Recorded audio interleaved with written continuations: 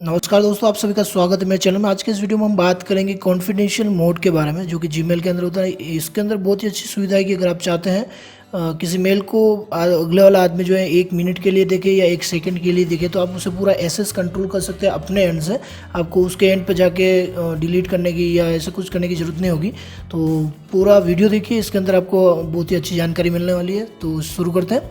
सबसे पहले Gmail ID मैं यहाँ पर ओपन कर लेता हूँ। देखिए यहाँ पर मैंने एक कंपोज मेल कर दिया है। यहाँ पर मेरा सिग्नेचर वगैरह मैंने डाल रखे हैं।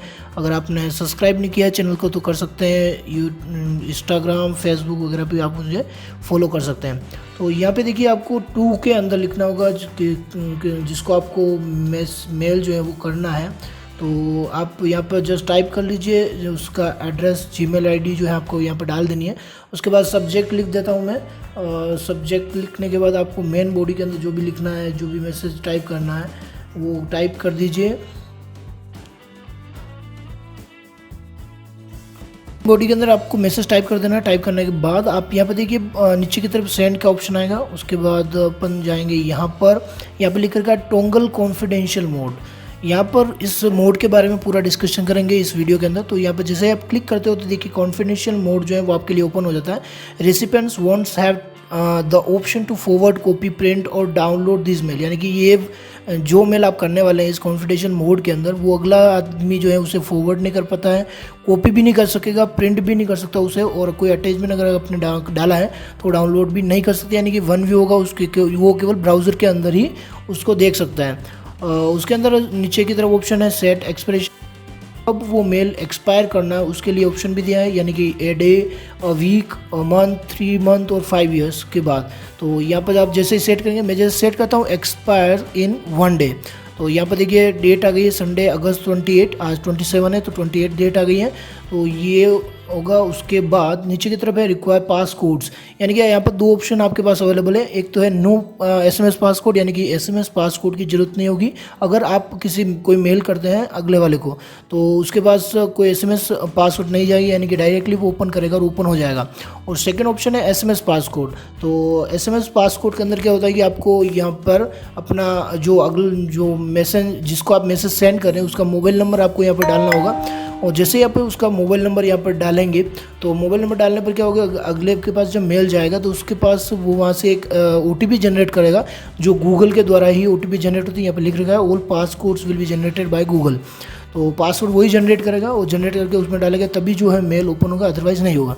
तो सिंपली फर्स्ट देखते हैं अपन नो SMS पासकोड। जैसे मैं सेव कर देता हूँ ऑप्शन को। जैसे मैं सेव करता हूँ यहाँ पे देखिए कंटेंट एक्सपायर डेट आ गई है यहाँ पे, और recipients won't have the option to forward, copy, print और डाउनलोड दिस मेल। जैसे मैं इसको सेंड करता हूँ, मैंने देखिए यहाँ पर मैसेज सेंड कर दिया है। आप व्यू मेल करके वापस मेल को देख भी सकते हैं। तो ये एक तरह का बॉक्स यहाँ पर आ जाता है जिसके अंदर आपका मैसेज पूरा लिखा हुआ होता है। और यहाँ पर एक ऑप्शन और आ रहा है रिमूव SS। तो इसके बारे में बाद में बात करते हैं। पहले अपन देख लेते हैं मैसेज जो रिसीव हुआ है उसको। तो यहाँ पर मैसेज जो है वो रिसीव हो चुका है।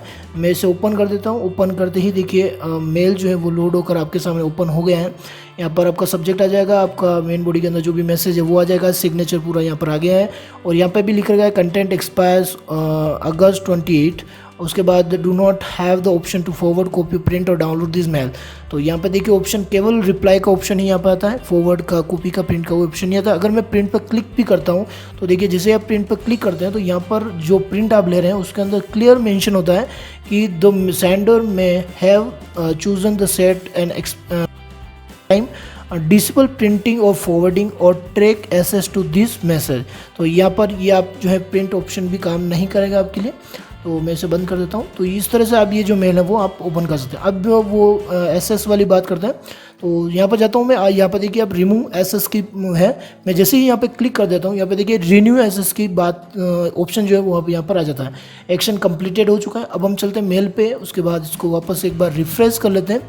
जैसे मैं इसे रिफ्रेश करता हूँ, अब देखिए मैसेज जैसे मैं ओपन करूँगा तो ये मैसेज जो है वो मेल हैज़ एक्सपायर्ड, यानी कि आपका मेल जो है वो एक्सपायर हो चुका है। आप जिसको भेज रहे हैं मेल वो मेल नहीं देख पाएगा। जब चलिए अब हम SMS पासकोड वाली बात और कर लेते हैं। तो जैसे कि वापस से एक नया मेल मैंने यहाँ पर कंपोज कर लिया है। मेल लिख दिया है, इसे बोल्ड भी कर सकते हैं आप, बहुत से ऑप्शन यहाँ पर फॉर्मेटिंग के वो कर सकते हैं।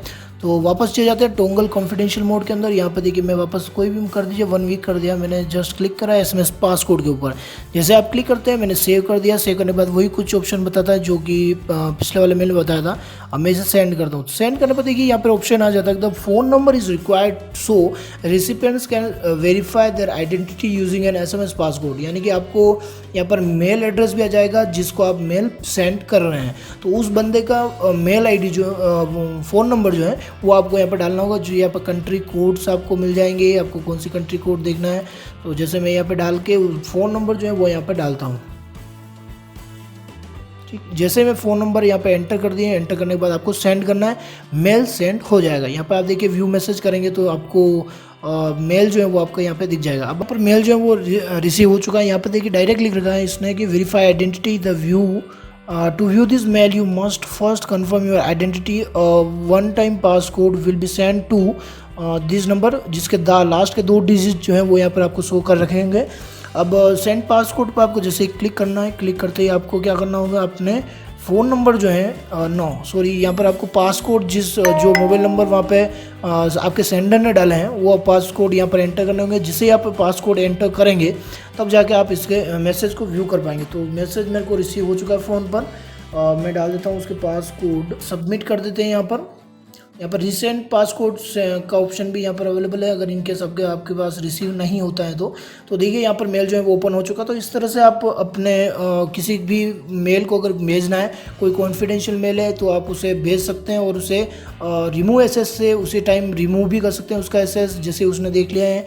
और सामने वाला जो है प्रिंट नहीं ले पाएगा, कॉपी नहीं कर पाएगा, उसको फॉरवर्ड नहीं कर पाएगा। ये सारे ऑप्शंस आपको अवेलेबल हो गए। I hope you like this video, ये ट्रिक आपके काम आएगी। शेयर कीजिए अपने दोस्तों के साथ, सब्सक्राइब कर लीजिए चैनल को। Thank you very much.